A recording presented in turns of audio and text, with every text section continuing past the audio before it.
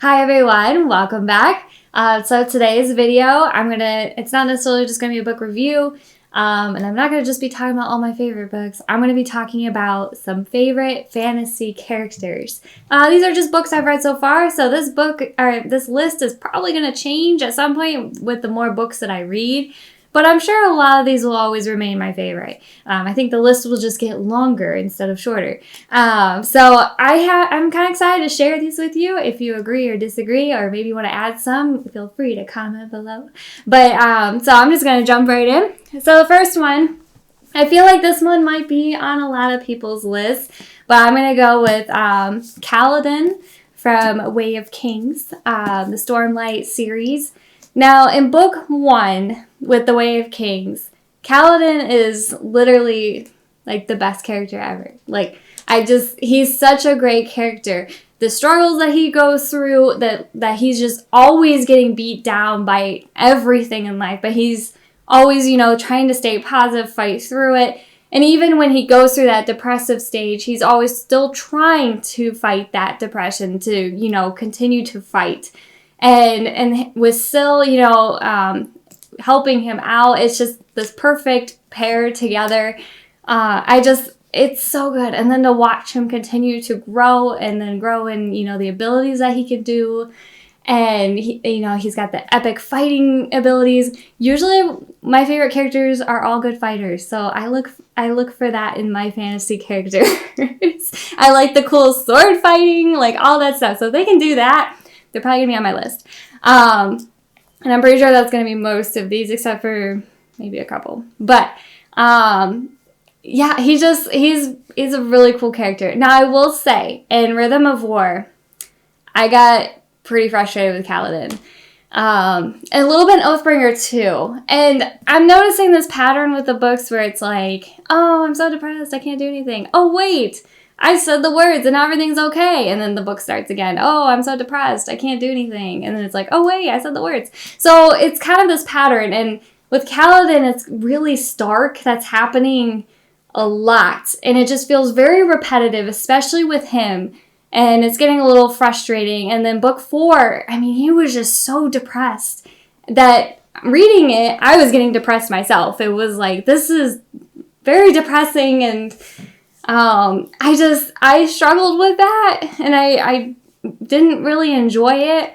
So I'm kind of going with maybe the Kaladin of book 1 and book 2 rather than 3 and 4. I don't know. His character has just changed so much, and I get that it's like, he's had a lot of, tough breaks, and, nothing's gone really right for him, but it's just, I don't really want to read about that. I want to read about him being awesome. So, I don't know. That one's hard. And I still think he's probably still favorite.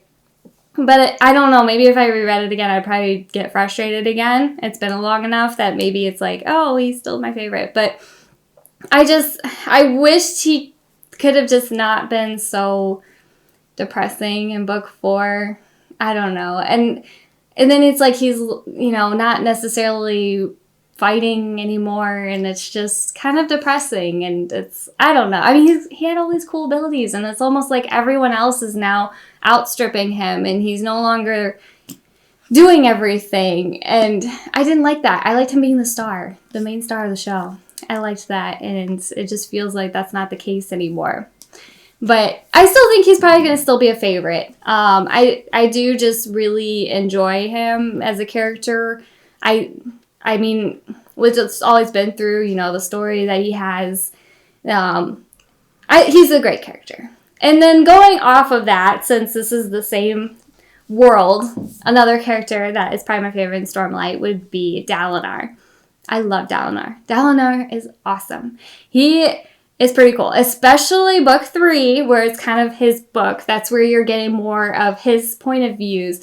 When you get that, I'm trying not to spoil anything, but this shouldn't really be spoiler. But there's this one scene in book 3 where you find out what he did in his past, and he had this fight, and he literally annihilated everything and everyone. And it was pretty epic. And then obviously in the book they're like, oh, so much regret, this is awful. But I'm sitting there going, heck yeah, this is awesome. Like, you're such a cool character. And then, but it's like, of course, it's like, oh, this is so bad, you can't do that. And it's like, I'm glad he did. No, but seriously though, he's a really cool character. And, you know, he is trying to do the right thing, but he's also another awesome fighter. He just kind of bulldozes his way in, and nothing gets in his way, and nothing stops him. But he is trying to do the right thing. He is more on that, you know, righteous and good side, which is good. But his past is pretty interesting. And I had fun reading about that. That was good. So book 3 definitely made Dalinar my favorite. And book 4, he is another, you know, actually all throughout the books, his character pretty much stays the same, which I like. And he's not going through all these, oh, I'm depressed, everything's falling apart. He's just like, we're going to get through this. We're going to fight through this. I'm going to face whatever's coming head on. And knowing his past too, that he still has that attitude is really good. So I think he's a very strong character, and just, you know, in his position. I really enjoy that. I'm starting to almost, because of, as I mentioned earlier with, you know, Kaladin in book 4, how he's changed so much, and where Dalinar hasn't, and you're really seeing him continue to, you know, push through, and I'm almost starting to like Dalinar better, but Kaladin, I like him so much in book 1 and 2, so it's hard. I kind of have this weird balance, but they're both a favorite. I'm curious to see what their characters are going to be like in book 5, because that'll probably change my opinion again. I'm sure the characters are probably going to be a little different. I hope they are both still there. Please let them both still be there in book 5, because I don't want either of them to be gone. And if they are not there anymore, do not pull a Kelsier, please. So moving on to the next one, I'm for maybe number 3. These aren't in any like order. I'm just going through them. I'm not like ranking them, but I'm just gonna go through the list. And the next one on my list, I have Matt from the Wheel of Time series. So there is a plethora of characters in this series, and there are so many, and each one is so well done. I mean, every character is distinct and different, and they each play, every single one of them plays an important part.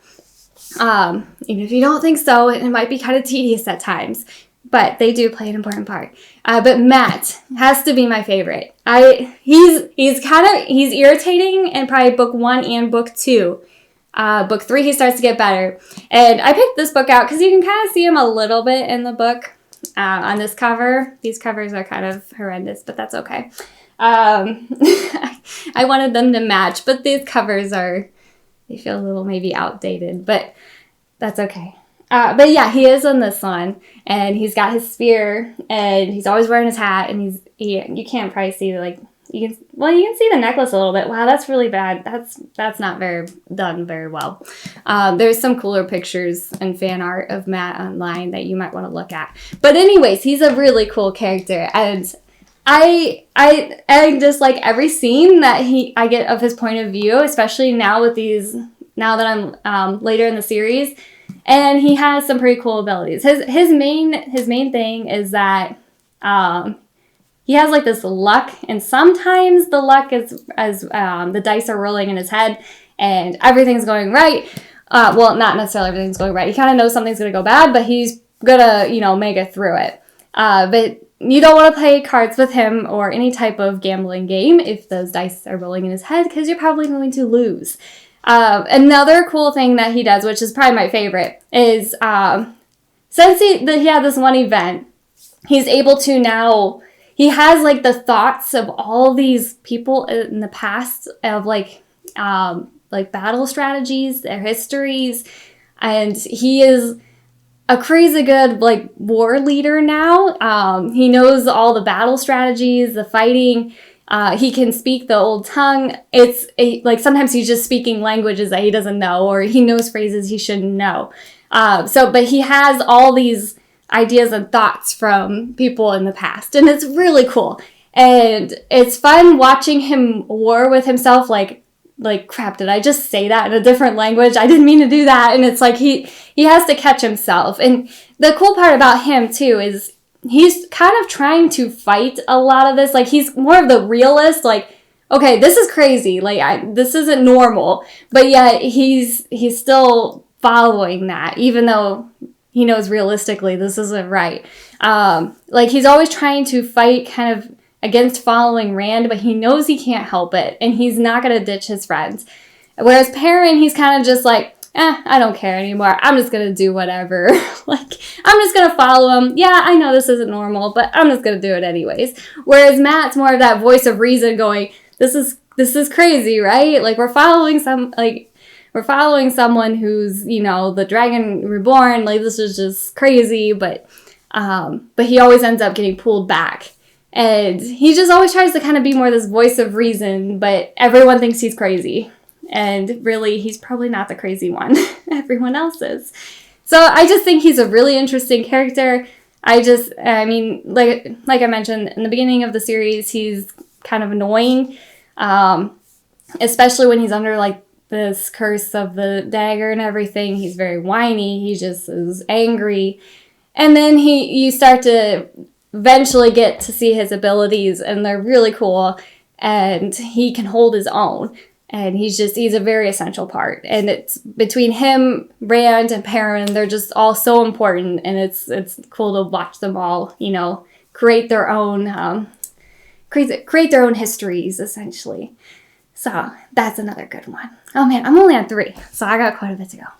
I just like talking about these characters. Okay, so another one is going to be Locke Lamora from the Lives of Locke Lamora trilogy. Well, okay, I think there's supposed to be more books, but right now there's only 3. So I'm just going to base it off of the 3 that I know. So Locke Lamora, he is a pretty cool character. He is more conniving, scheming, more of this gang leader. I really like him in book 1. Not so much book 2. And book 3, I like him better than book 2. Book 2, he kind of felt more just on the side. And his scheming abilities just didn't quite seem to, you know, click as much. He didn't really do as much. And that's more of like the seafaring one. And he kind of just seemed to be more on the edge of that one. He never really got like an upper hand. Whereas this one, you get to see him get the upper hand on people, and it's fun. I mean, he cons people, he schemes, and it's fun to watch that, and, well, to read about it. I'm not watching it, but it's fun to read about it, and it's entertaining. This is more of probably, you know, more of a grim, dark book. There's a lot of scenes that, you know, are a little darker, but it's still a good book. There's still some good, you know, it's mainly fun to just get to read about the schemes and the cons that they're doing on people, especially him with his, you know, the rest of the gang members. They all work really well together. I liked their connection with each other. It was very well done. So that one I didn't talk about quite as much because, honestly, I want to reread it. I want to have it fresh in my mind, and it's been a while since I've read it, so I'm looking forward to rereading that one soon. So another one, this one's just probably a favorite book of mine, but the favorite character is, I'm probably going to say her name wrong, but Misaki. She's the mother in this book. She's a great character. Now, unlike most books, this book is more of a mother-son relationship, and then but it focuses a lot more on the mother, especially in the second half.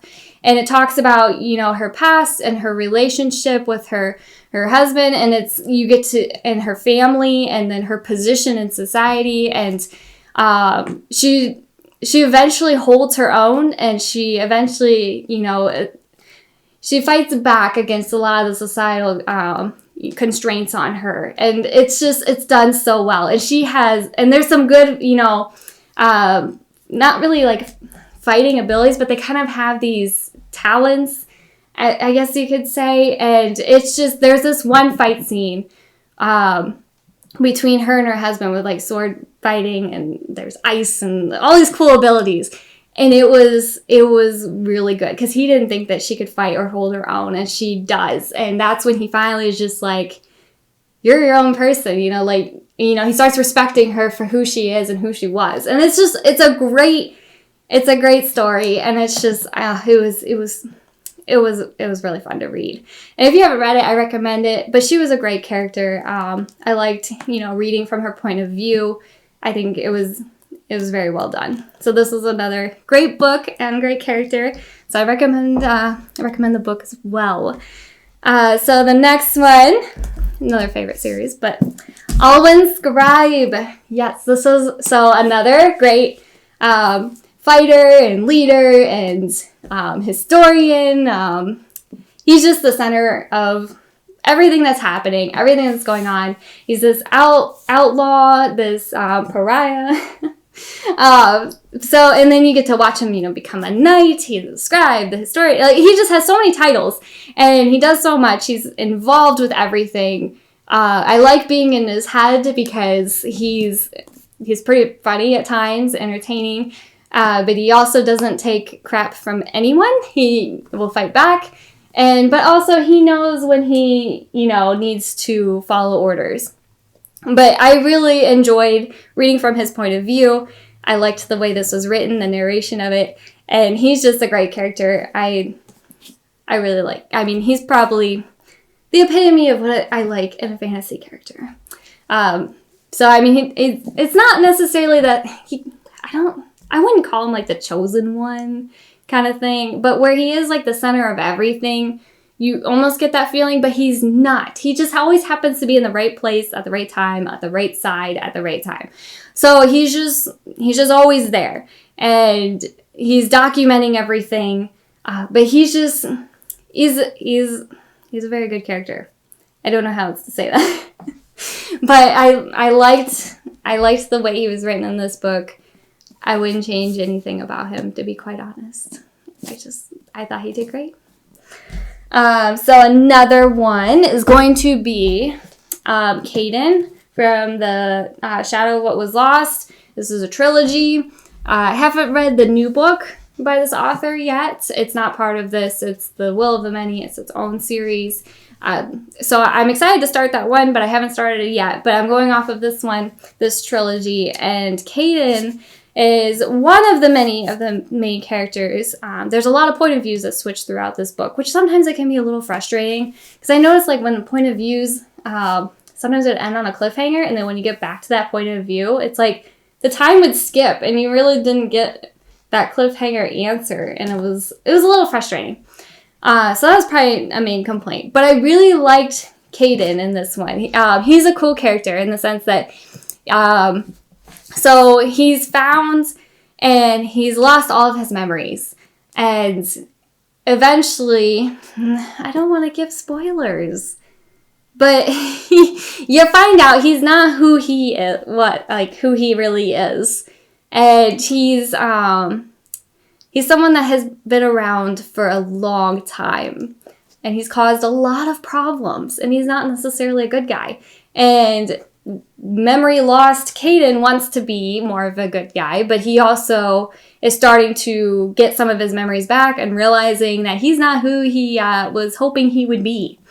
And so you get to kind of see that warring going on in his head, that, he's trying to reconcile who he is now versus what he was then, and, things that he does know that made him the way he was.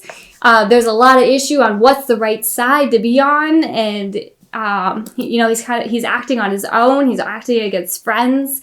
So I liked that battle he had with himself. And also he has some really cool abilities too. The magic system's pretty cool in this. There's kind of two different forms of magic, and they're both done really well. And Caeden is just good at all of it. So it's fun to read.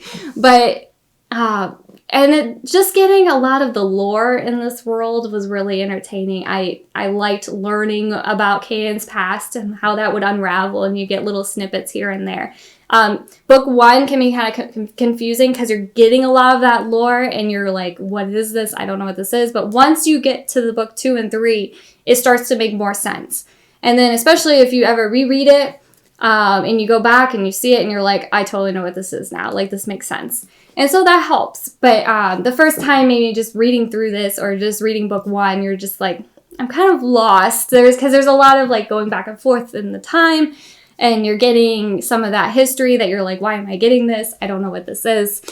But Caeden, he's kind of, I know he's there's a bunch of main characters, but he's kind of the main character. And I liked, his battle going on, getting his reasoning. I thought that one was pretty good too. So another one, I'm getting towards the end here. Oh, actually, I don't have the book for this one. I'm ordering it, and it's almost here, but I don't have it yet because, yay, shipping.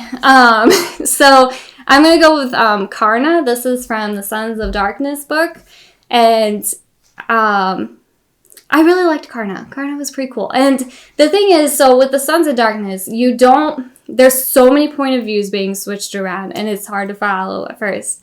But Karna doesn't really show up probably like in depth towards more of the middle and ends that you really get to, see a lot of interaction with him. But at the end of the book, you realize that Karna is going to be a very important part, and you can tell he's going to be something pretty awesome. And I'm excited to see what's going to happen with him as a character later on. And I think he's going to be a very important part.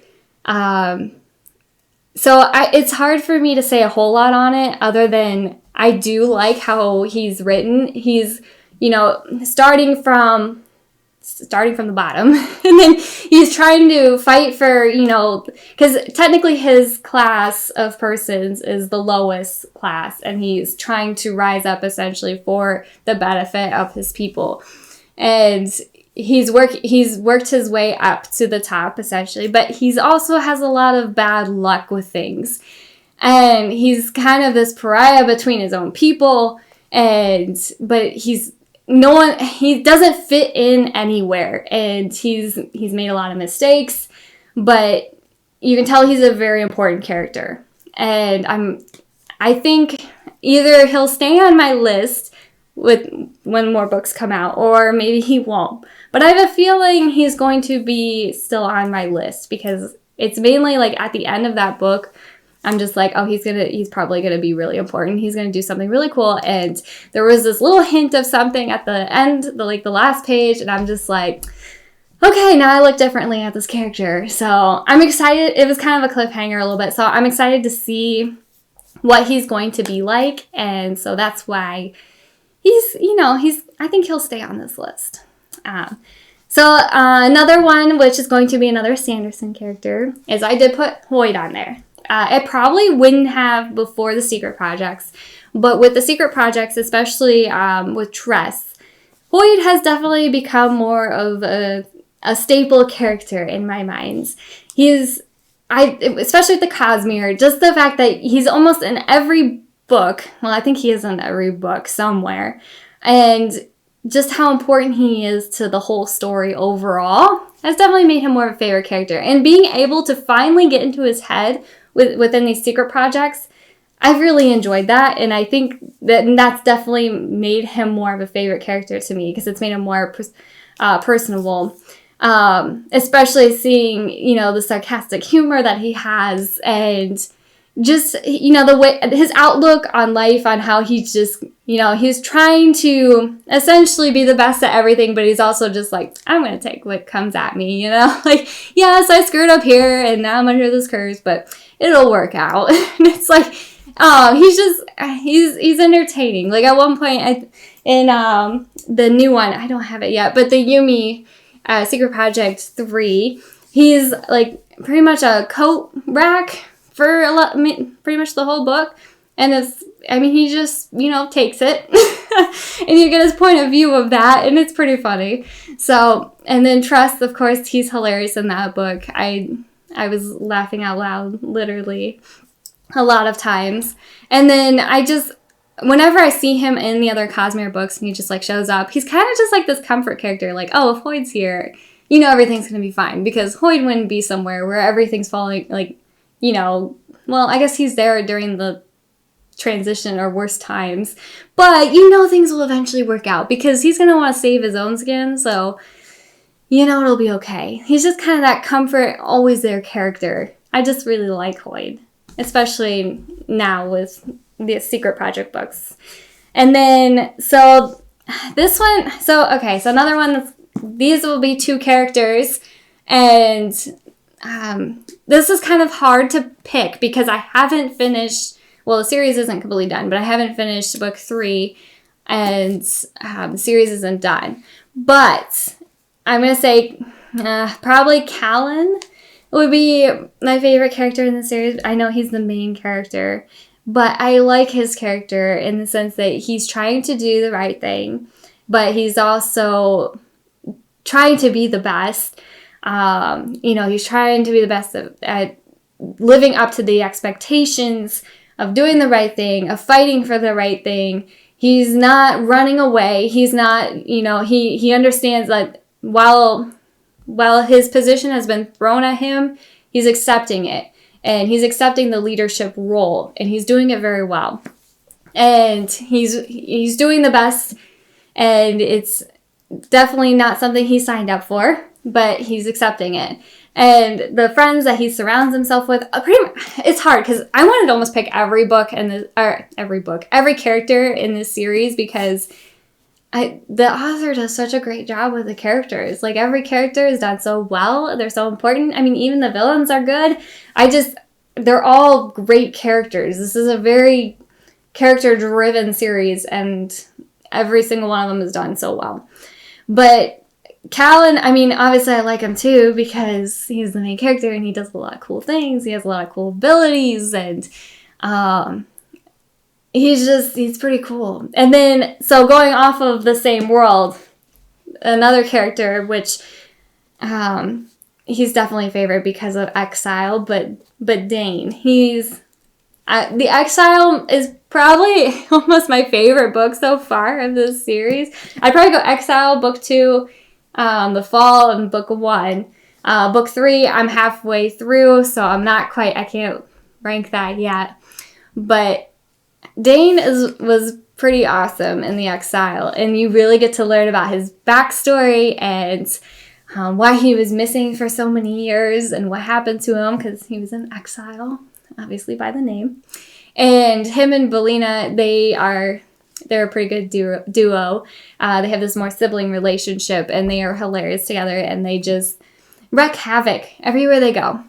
And Dayne's pretty cool because he's just more of this brute force, like, fight his way through. He's focused on revenge, and but yet he's still a good character. He's still trying to do the right thing, but all for his family. And so I liked him as a character. It's hard because I just want to pick all of them, like Aeson, the Eric, the Dan. They're all such great characters, and it was really hard to pick maybe 1 or 2, and I'm sure as the series goes on, I'm going to pick even more. I mean, even the bad characters, or the bad guys, are good characters too. So it's really hard, and they're just done so well. So last but not least, I had to go with a classic fantasy book character. And I know this The Hobbit is not as popular as the Lord of the Rings trilogy, but I love The Hobbit. The Hobbit is my favorite of them, and so I'm going with Bilbo.